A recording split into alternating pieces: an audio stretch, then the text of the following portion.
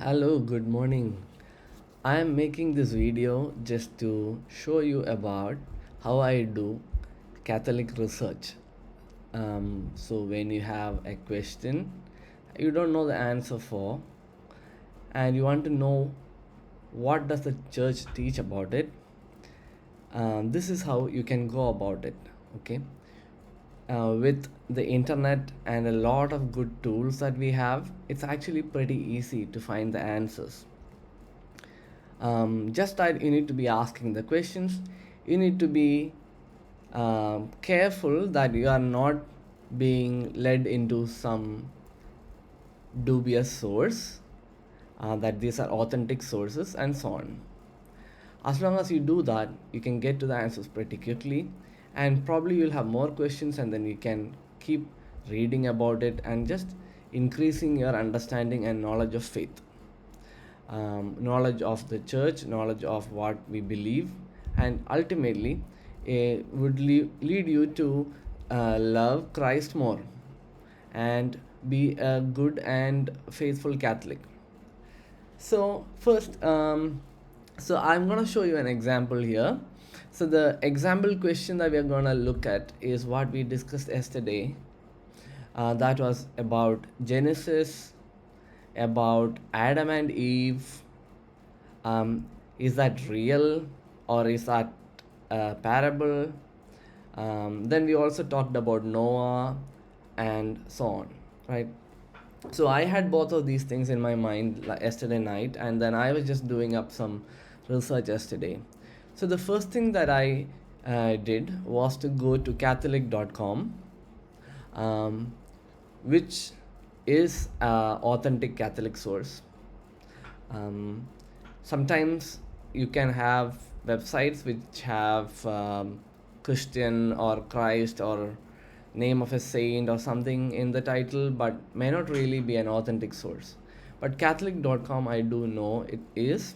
Um, and so I recommend this as a really good starting point for any of your questions when you are starting out.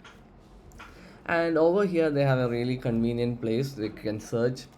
So what I'm going to do is to walk you through exactly what I did last night and just go through that same steps and show you how I arrived at some of the answers. So I went in here and typed, is Noah real?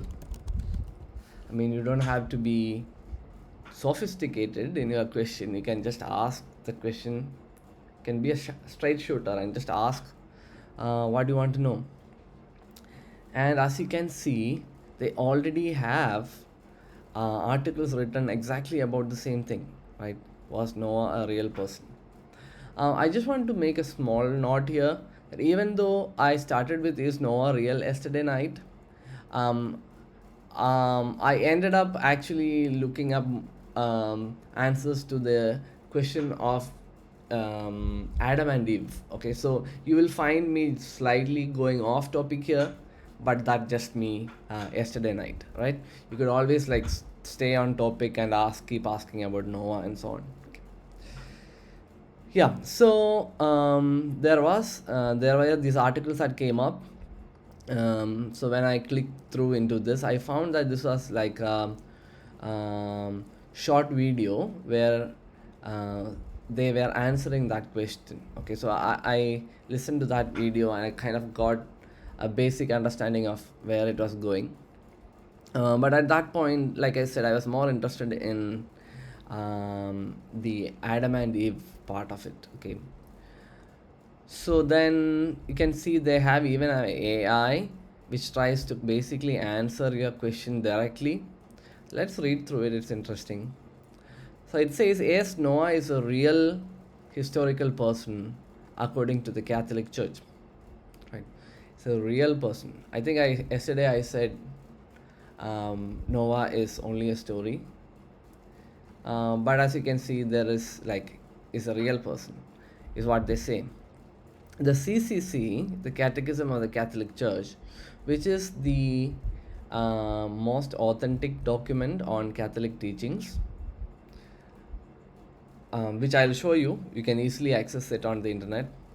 Treats Noah as historical, and it's quoting the paragraphs from the CCC, Numbers 58, 71, so on. While some scholars demand archaeological proof, the church holds scripture as divinely inspired and trustworthy.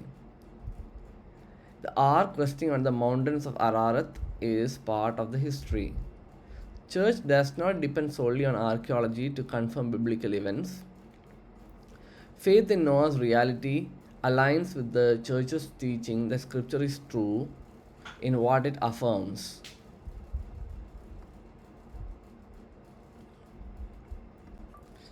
Okay, so I had just stopped the recording and now I'm back. Yes, so it clearly says here that Noah is historic. So let's read further. So this is not by an AI, but somebody from the staff of Catholic.com has written about this. So the question is, are Noah, Abraham, and Moses historical figures? Yes, they are. The Catechism, which is CCC, treats Noah as a historical person, just as it treats Abraham and Moses as historical. Some biblical scholars and others will not accept the testimony of the ancient Hebrews as recorded in Scripture as satisfactory evidence that Adam and Eve really existed.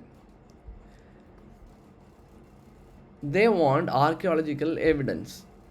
Scripture says that Noah's ark came to rest on the mountain of Ararat, and it's in eastern Turkey on the border with Iran. Despite claims citing the ark on the mountain, critics note that no definitive proof has been provided. Yet, the ark's and therefore Noah's historicity does not rise and fall on whether we find archaeological evidence. For years, some biblical scholars also doubted the historicity of King David, which we know now is, in the case of King David, definitely historical. They have found a lot of archaeological evidence, which he continues to explain. So in here, Tom Nash is basically saying that Noah is a historical, accurate account, and that there was truly an ark and so on. Now, I've also read in other places in this website itself, written by other people, that when it comes to the flood, whether it's a flood that fully covered the earth, or is it a flood that just happened in that local place only, both could be the case. That it need not be that the flood is like a flood that covered the whole earth, for example. Okay, so that's about the Noah question, right? Now I want to show you the rest of the research I did yesterday. Like I said, I started getting more interested in the Adam and Eve part of it, and what part of that story is like should be considered real, and what should be considered a story. Because I felt like that was even more important and interesting than Noah's case. Yeah. So then I chanced upon this particular thing called Young Earth Creationist. So then there was this video by Trent Horn, whom I very much admire. He has a YouTube channel where he discusses various very important questions and gives really Catholic answers to them. So I saw Trent Horn and I immediately watched this video. And so essentially what Trent was trying to do in this video is to explain this particular idea called young earth creationism. So what does that mean? The young earth creationism means that the earth is young, meaning it's not billions of years old, but it's instead just 6,000 years old. They do this so that they can take the Genesis account literally, right? So if you believe that the earth is just 6,000 years old, then you can basically say that what Genesis talks about, the days, the first day, second day, and all of that, is much easier to understand, right? So that is young earth creationism. But then obviously they'll have to then deal with the question of dinosaurs, right? Because we know that there are dinosaur fossils, and we know that those fossils are not 6,000 years old, but lots of millions and millions of years old. So how do they square that circle, right? Because on the one hand you are saying the earth itself is 6,000 years old, on the other hand you have fossils that are like millions of years old. So the answer of this young earth creationist people is to say that no, you know what, dinosaurs are not really millions of years old. In fact, dinosaurs and humans lived together just a few thousand years ago, which is very odd and bizarre, even to our ears. And so then they go on to cite claims of like paintings from China which are like 3,000 years old, or some other things where humans and some other like dinosaur like creatures are shown together, and they claim those as proof and so on. So anyways, I mean, the point, we don't have to believe that, definitely, but anyway, this got me interested. So that's what Trent is doing in this video, to show that you shouldn't be like making arguments like that. Then Trent linked to this other video, right? Father Paul Robinson on young earth creationism. Now you see, this is one thing that you can also do when you do your research. You first start with a source that is very authentic. Then you jump to, let's say, somebody whom you trust, right? And when you're starting out, you don't really know whom to trust. So usually you stick to just the people whom you absolutely know you can trust, right? Or let's say some people that others have referred. In this case, let's say I have told you already that Trent Horn is somebody you can trust. So you just stick to them. Okay. And then you can also trust the people whom they reference, right? So since Trent referred to this particular thing, I was just happy to go there and listen to that. So that's how I ended up with this. And this was a video on, are Catholics obliged to be young earth creationists? So how do we deal with this kind of theories, right? Like we said, it's very hard to believe that the earth was created in just 6,000 years. But then it still does not answer the question that we have. If the earth was not created in just 6,000 years, then how was it created? Am I, as a Catholic, allowed to believe in the theory of Big Bang, that billions of years ago the whole universe came about in like a giant explosion? or something, right? So that is the thought that I had, and that's what I wanted to know. So when I started listening to this video, I realized that this video was really good because it was dealing with the subject in its totality, right, as a whole. It was just not talking about disproving young Earth creationists. So this is another thing to remember, that when you do your research, focus on the positive questions, not on the negative questions.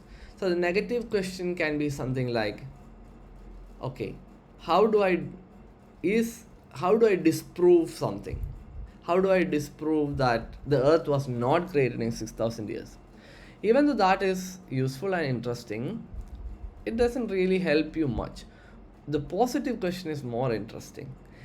What should I believe instead? Okay. So, I mean, these are just like instincts that most of you would have, and you just like follow that. Okay, now the problem here was that this video is rather long, and I have usually no trouble actually listening to the whole video. This is another thing that I want to tell you, that you do have to put in the time, but once you start doing it, hopefully it'll spark sufficient interest in you to just put in that time to listen to these things. And I cannot tell you how many countless of hours I've just um, spent like listening to a lot of these things over the years, and that definitely helps, right? So it is kind of the price that you have to pay in a way, but when you do it out of interest and out of a real desire to know what is true, you don't really feel like you're putting in the time or doing work or something.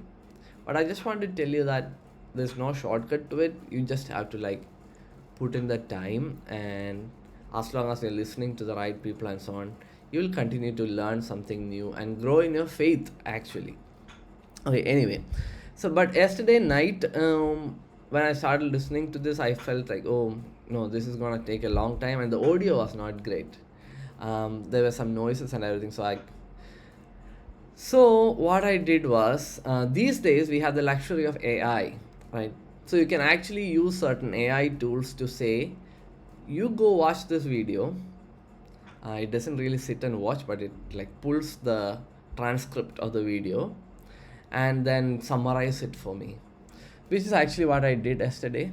But like I said, you could and you should probably just watch the real thing, because AI summaries can be sometimes wrong. Okay, so anyway, so this is a tool that I use. Is called Perplexity.ai. It's like a search engine similar to Google, but instead of Google, where you search for something and it just gives you links to other web pages, this will literally go and do the reading and then tell you the final result. But like I said, you have to be very careful because it can pull things from sources that you don't want it to pull from. Anyway, so in this case, what I did was I literally told it, I copied this link from here and pasted it in here and said, literally read the transcript of this and give a summary. Okay, so this way I made sure that it was only reading from that source. Okay, then it came back with some of the main points, and I read through the whole thing carefully, and I just want to like give you a summary of the summary. Okay, so the summary of the summary is that there are a lot of the how questions, right? How was the earth created, and so on, for which science can continue to think about and continue to like put forward theories. So all of that, now all of that is fine.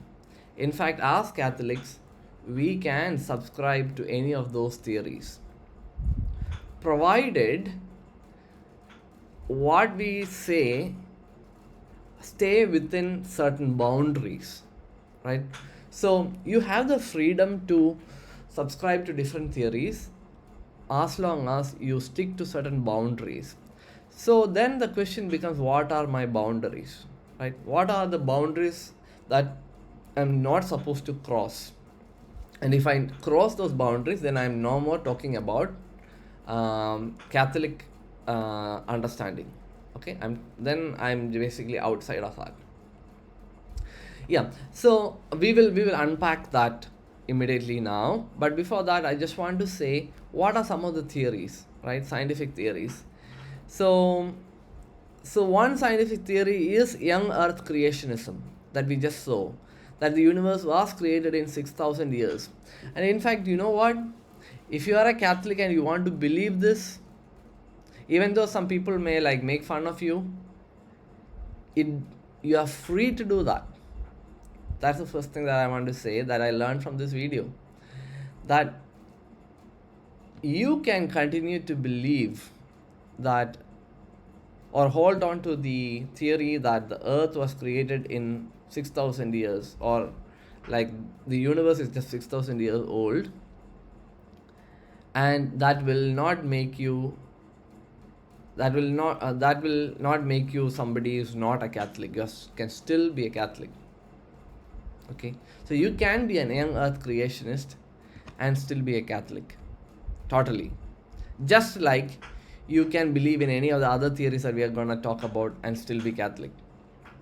But like Trent said in the other video, you don't want to present your theory of young earth creationism as the truth, because if you do that, then you're going to offend people who also have really good evidence that, let's say, the Big Bang is true. And then you will come across as basically somebody who is not open to any of these ideas, and that you are just dogmatic, and you kind of give the people the impression that the Bible and the church somehow is against Big Bang or any of the other scientific theories, right? That's not what you do. That's something you don't want to do. But if you want to just hold on to that theory, you are totally free to do that, just like somebody else can hold on to some other theory of the how question. Okay. So the other theory, coming to the other theories, there is the other idea, just like you have young earth creationism, the other theory is old earth creationism. So which basically says that it's not 6,000 years, it's a really long time, but it is still, there is still like a creation there. Okay. Then we also see that popes like Pius XII embraced scientific findings about the age of the universe, and they had no problem seeing that as compatible with faith, and even supportive of the doctrine that the universe had a beginning. Okay. So options for Catholics: you can be an young earth creationism is permitted, but it's not required. Old earth creationism is also permitted and is usually widely accepted as the orthodox position. Theistic evolution is also permissible, meaning that evolution happened, but it's just a means that God used to bring about creation. Okay. I think, me personally, this is probably, if I am asked to choose, this is probably what I will go for. But like I said, I could change my mind, and it really, honestly, does not really matter, as we will see why. So basically, in summary, Accepting scientific evidence about the universe's age is not un-Catholic and is totally in harmony with faith, as long as scientific beliefs do not contradict defined dogmas. So that's the key part that we're going to come to. What are those boundaries? What are those dogmas we are not supposed to go outside of? Okay. So now that'll be the last part of this video, and with that we'll close this out about the dogmatic boundaries. So it talks about 2 points here. Catholics must believe in the divine creation of all things, the special creation of humans, the unity of the human race from Adam and Eve, and the essential truths that Genesis imparts.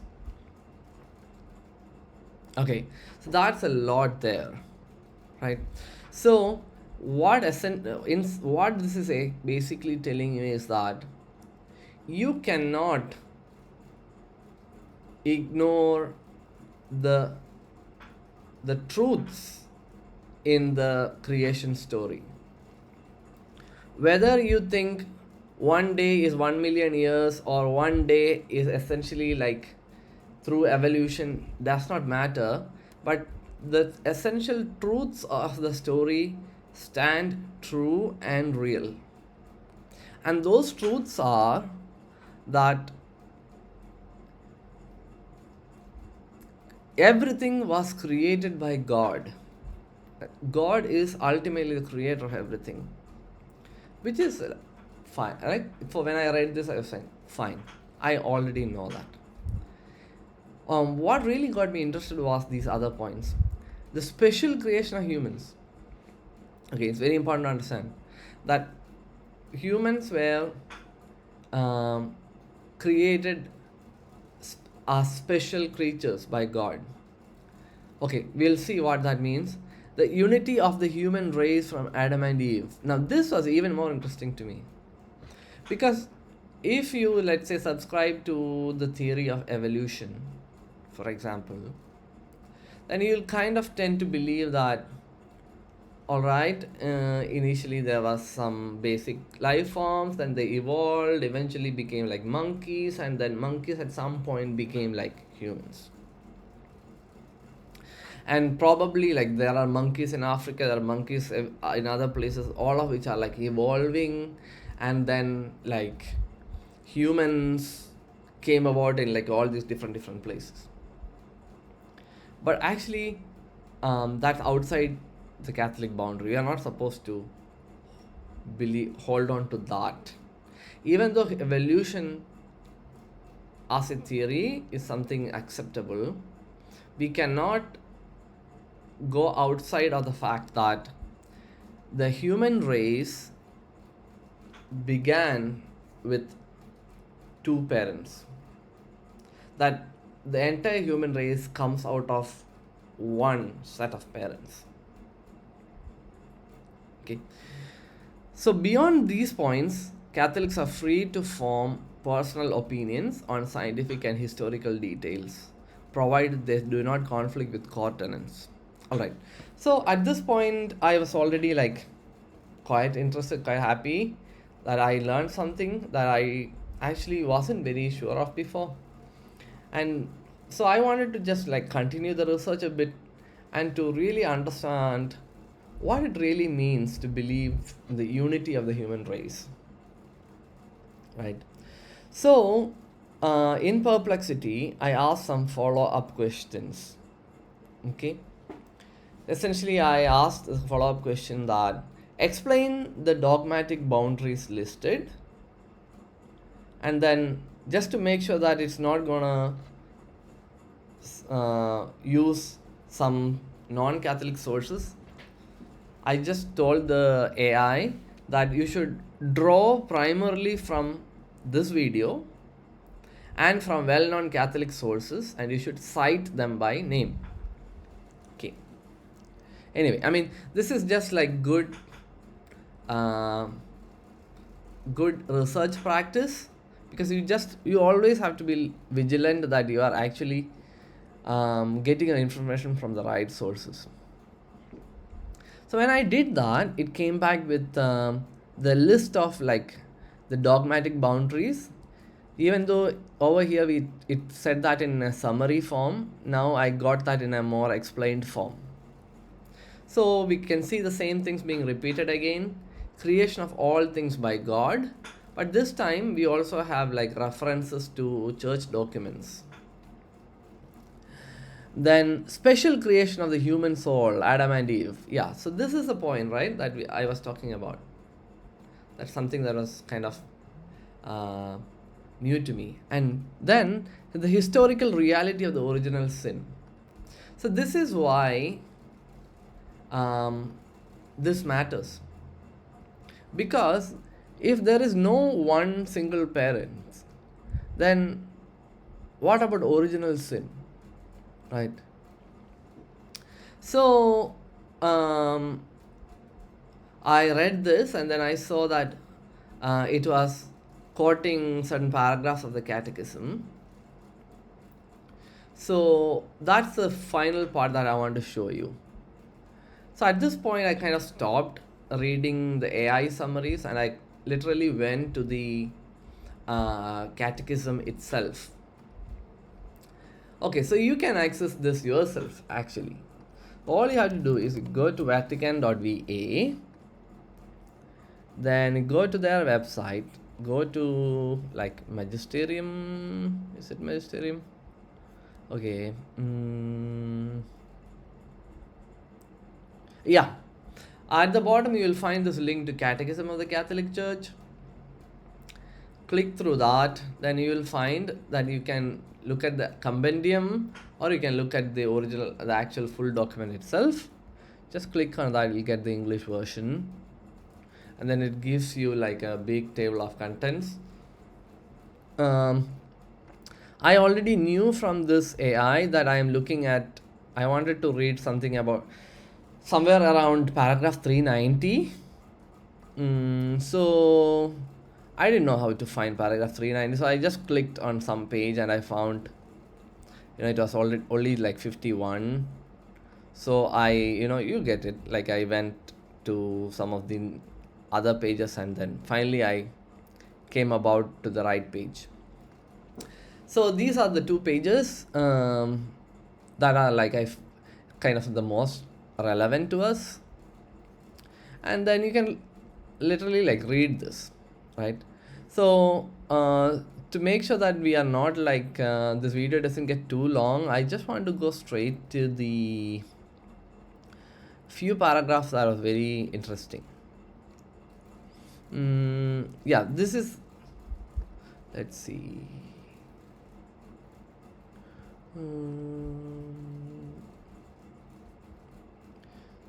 Body and soul, image of God, 366. Yes.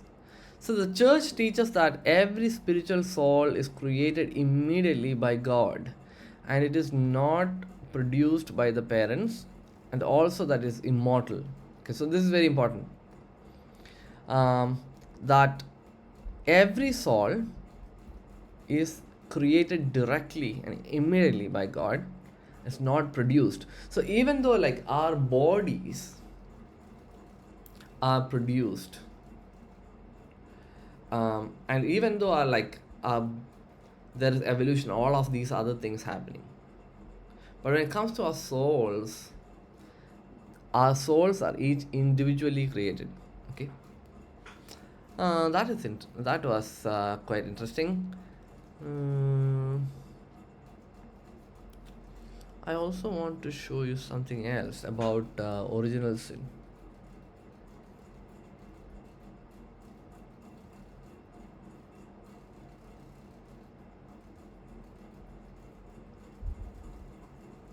Yes. So, see this. How to read the account of the fall. The account of the fall in Genesis 3 uses figurative language. Okay? So that's one part of it. Like, part of it is like parable, but it affirms a primeval event. a deed that took place at the beginning of the history of man. Revelation gives us the certainty of faith. So when CCC says something like it gives us certainty of faith, that means it is true. You can and you should believe this. That the whole of human history is marked by the original fault freely committed by our first parents. So this goes back to the historical reality of original sin. It's very important because we had first parents, no matter what theory we believe in, be it evolution, be it the earth was created 6,000 years ago, be it anything. Let the science continue to answer that question, the how it came happen. But Revelation gives us a certainty that we had first parents, and those first parents were created free of sin and created like good, but out of their own choice they committed sin. Okay, so in other words, everything that we knew about as kids, when we understood and when we listened to the story of Adam and Eve, all of that actually just stays the same, right? So in other words, as children, even though